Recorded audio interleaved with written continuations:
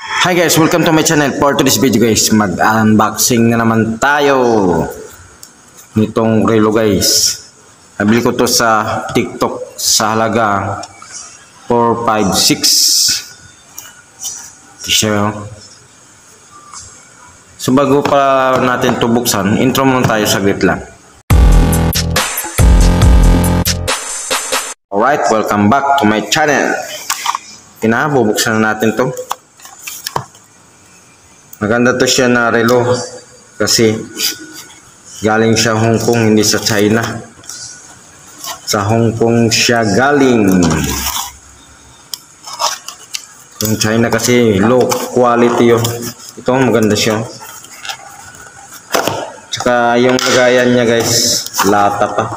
May ano siya, may kasama siyang ano,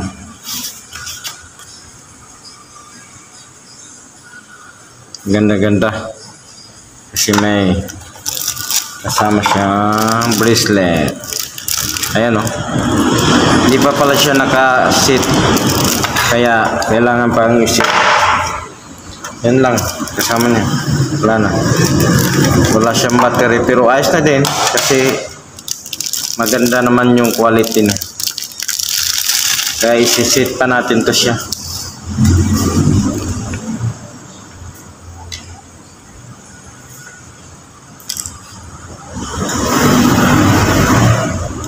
May light pala siya, may ilaw siya.